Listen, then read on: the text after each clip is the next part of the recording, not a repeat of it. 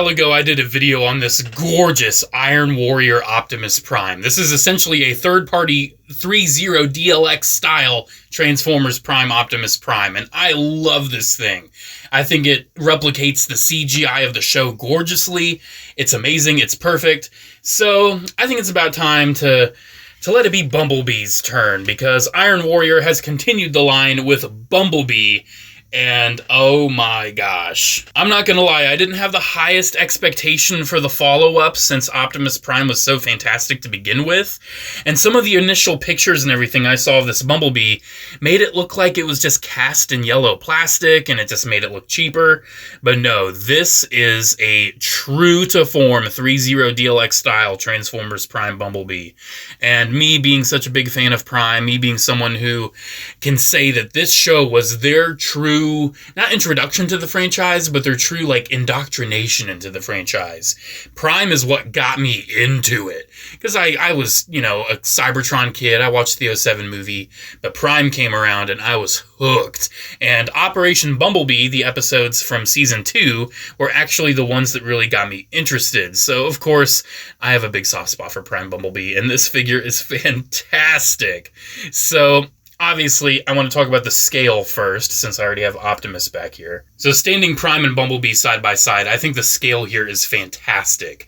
Prime Optimus was a huge iteration of the character, especially compared to some of the smaller characters like Bumblebee, even more so RC. And one really interesting thing that even Iron Warrior themselves have acknowledged is that if you have the RED RC figure, she actually scales really, really nice with these. Yeah, I'm thinking I'm going to have to give that RC a bit more of a premium paint job to make her match these in aesthetic. I got some gunmetal paint, I got some metallic blue paint. I think that RC is going to get a bit of a makeover to make her really fit and look perfect next to this Optimus and Bumblebee. I don't see Iron Warrior having to make an RC, but let's just say I am down for all the other characters. Give me Ratchet, give me Bulkhead, Wheeljack. I think Megatron is next up on the agenda. Hopefully that one turns out really awesome. But yeah, I am totally all in on 3.0 DLX style Transformers Prime stuff. And it's something I don't really see 3.0 themselves getting around to, since, come on, this cartoon is 15 years old. It's not super relevant nowadays.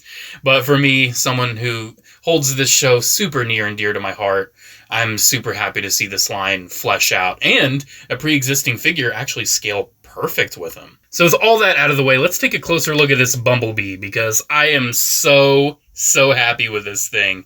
Now, the box itself, nothing to write home about. The box is literally just black cardboard with a very basic image. It is nothing special. It's also packed in styrofoam. But you do also have this nice little instruction sheet that does show you the type of battery that you're going to want. And I do have the battery. I did go ahead and put it in. Sharp! Handle with care. Yeah, I can attest to that. But this Bumblebee, dude, it just makes my soul so happy.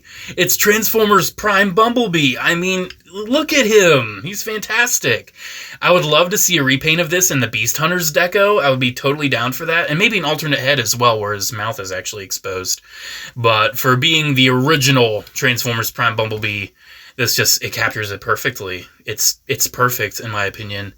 I have no real issue with this guy aesthetically.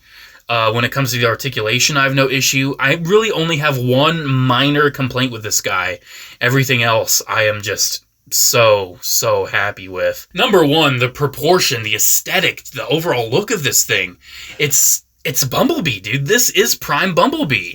And I do want to bring in the first edition deluxe, not only to show just how much better the proportion and everything is on this not 3.0, but also to show that the original first edition was already doing a pretty bang-up job on capturing the look of the character. The first edition had the chest down pretty well. It actually had the wheels in the shoulders like it's supposed to. The feet and the ankles are pretty accurate, even though they have a lot of extra bulk, given the fact it's actually supposed to transform. Yeah, it's a very nice, commendable version of the character, and it's one that I'm still very happy with. But when it comes to just being a true robot replica of the impossible-to-replicate CGI animation, this is where it's at. So before we get in on some details, he only comes with 2 accessories. Nothing major, but honestly, given Bumblebee, this is really the only accessories he really would ever come with. It's alternate forearms with the dual blasters on them, and they look incredible. These alternate forearms do also have fisted hands, which you can't actually interchange with the normal arms. But you can see these forearms look absolutely incredible. They've got a lot of nice little energon glow detail, not only in the hand, but also at the tips of the barrels. And it's very interesting to see like where these come out of on the arm. Like comparing this to the actual arm itself, it actually comes out from the opposite side. You can see the little black things right there are actually what's on the back of the hand. It actually comes out from like right there. It's very interesting to see how the arm entirely transforms. And seeing that makes me happy that it's a complete forearm switch instead of just, tacking on the blaster. It's very nice. And I'm not going to lie, I prefer the gun arms. I like my Bumblebee in action, so I'll probably display him with those, or at least with one of them. So I would advise some caution. Number one, it is a little sharp, so I would be very mindful of, what you're holding when you swap the arms. But number two, hold it at the bicep when you are taking it off. Because you don't want to accidentally break the elbow joint or anything, because it's a very tight connection. This is a plastic port, and this is a die-cast peg. That is a die-cast metal peg right there, because he does have some die-cast metal. The shoulders are die-cast metal. Something in the chest maybe. I know something in the feet definitely is, but he's definitely got some weight to him. I'm going to go ahead and switch out one of these forearms. We're going to go ahead and just pop this on. I would definitely have a very nice slow motion, slow rotation. And then there you go. And you may want to know, hey, what's your only complaint with this guy? It's the fact that the biceps don't fully plug in. That's pretty much my only complaint. And the fact that the joint is very tight. And if you are moving it a lot, it's actually going to work itself out. That is my only real complaint with this figure. That's seriously my biggest issue. I wish the biceps would have just been a little bit better engineered. But all things considered, I'm pretty happy with it. Alrighty, so I think it's about time we look at some of the details on this. And zooming in close, look at that head sculpt. That is perfect. That's prime Bumblebee, dude. I feel like they absolutely nailed the look.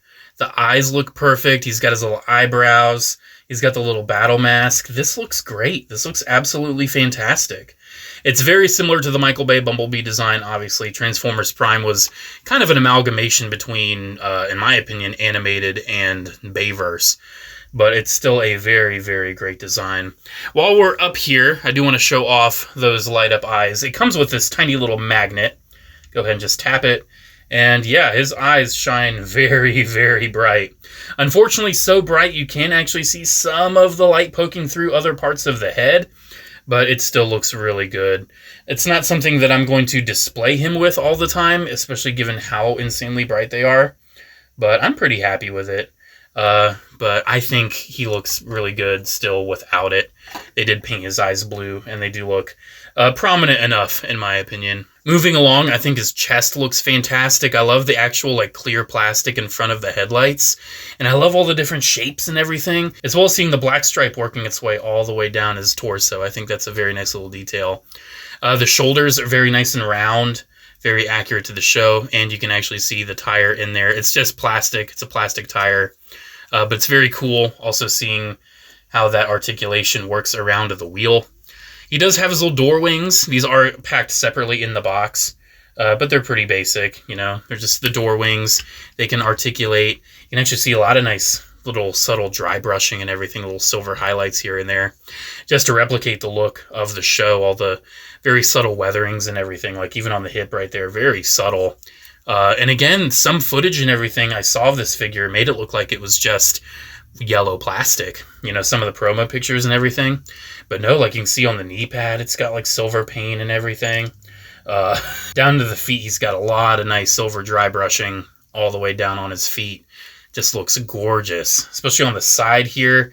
The wheel integration, you can even see the red for the brake. Oh my gosh, that's so fun. Yeah, this guy's detail is top notch, through the roof, and super accurate to Transformers Prime. Of course, no Autobot logo, but it's an unlicensed third-party product. They legally cannot do that. So last but not least, let's go ahead and pose this guy. How well can he pose? The answer is very well. He has a few little points that are kind of hindered and limited, but it's nothing too severe, nothing that's make or break on this guy. So his head is on a very nice ball joint. It can move down, it can move up. side to side, and of course rotate. You can pretty much get all the range of motion you want out of his head sculpt. He does have butterflies at the shoulders. You can see they actually move forward and back, so you actually have like a double butterfly, which is very nice. They can rotate as well. The shoulders move out about this far, just given the sculpt and everything.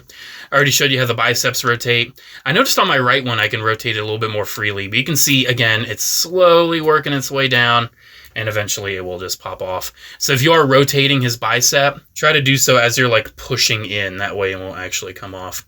The elbow is just one single hinge, but it's very, very effective and very smartly placed. The wrists will just rotate. They are removable, so if you want the open hand on the gun arm or the fist on the standard arms, that is definitely something you can do, as long as you don't drop it. The torso then actually has a lot of range. He's got a ball joint up here, and it gives you a lot of like tilt and then forward and back. And it even continues down in a little bit of an ab crunch and a rotation all the way down there. So you can actually have them arced back a little bit and going a little bit forward. The door wings, they are on swivels and hinges, so you can pretty much get those in any configuration you really need to. You can have them more straight, you can have them out. Very nice. You can have them pointed more up, pointed more down. The hips themselves, I would say, are probably the most limited part of the articulation, just because that's all they move out. That's all they move out. And I feel like they could have moved out just a little bit more, but like looking at the design in there, it's just how they shaped the hinge. It's just how they shaped it. There's no other real range of motion. I've tried like tugging on it very gently and everything, and it just doesn't move out any more than that. But it does have a drop down, and that allows it to move forward very well. Definitely moves forward a lot. The thigh has a little bit of a rotation, but not all of the way. The knees are on a nice double hinge, and those move in very nice and good. And then the ankles, surprisingly, given how bulky they are, they actually have a good amount of tilt, which is very surprising in either direction. And you can move the foot up and down, and you can move the toe. So, yeah, he's got a lot of range. Just unfortunately not really at the hips. But despite that, this Bumblebee is fantastic, and you can get him in a lot of nice, really fun poses. So overall, that's pretty much all I have to say on Iron Warrior Bumblebee. It is fantastic. I am so happy with this thing. It is, you know, a 3.0 DLX style figure, so obviously it doesn't transform. But you have to treat this as like a robot replica. Like, this is a replication of the CGI model that you saw in the show. And I think they nailed it, dude. I think they absolutely nailed it. The articulation's great. A couple issues here and there. My main issue just being that the biceps could have been done a little bit better. But overall, like, it feels solid, feels durable. I really do enjoy the sculpt, the paint, the fact that this is a 3.0 style Transformers Prime Bumblebee. And I enjoy the fact that the little RED-RC actually scales with this in Optimus Prime. Like, that was a very pleasant surprise. This is a great figure that I highly recommend. It's available on websites like TF Safari. That's where I got mine. I'm not sponsored. I'm just saying that's where I got it. I enjoy that site as a resource for these kind of figures. And yeah, if you want to check it out, it ranges around the $100 price range, which you may think is a lot, but when you compare it to the fact that this is like a 3.0 DLX style figure, you're like, oh yeah, that makes sense. Those things are actually a little bit more expensive than this. I think the Bumblebees are like $150, almost $200. So the fact that this is only about $100, I think it's a pretty decent price for it. Alrighty guys, and there we go. There is my look. I hope you enjoyed taking a look at this Iron Warrior. I don't even remember the fake name for it. Scout? Yeah, that makes sense. He's the Scout, and that's also what Megatron called him all the time. Can't wait for the Megatron, dude. That looks really cool from those prototype images. And let me know what you think about this thing down in the comments below. I am personally very impressed, and I am very much looking forward to this line continuing. Megatron probably next. And after that, who knows? There's a lot of super great iconic Prime characters, but I kind of want to see the original Team Prime finished off, so I would hope for Ratchet or Bulkhead next. Fingers crossed. We'll just have to wait and see. Alrighty, guys. Thank you again so much for watching. Special shout out to channel members as always. Thank you all so much for the continued support. Have a great one, guys, and I'll see you in the next video. Bye.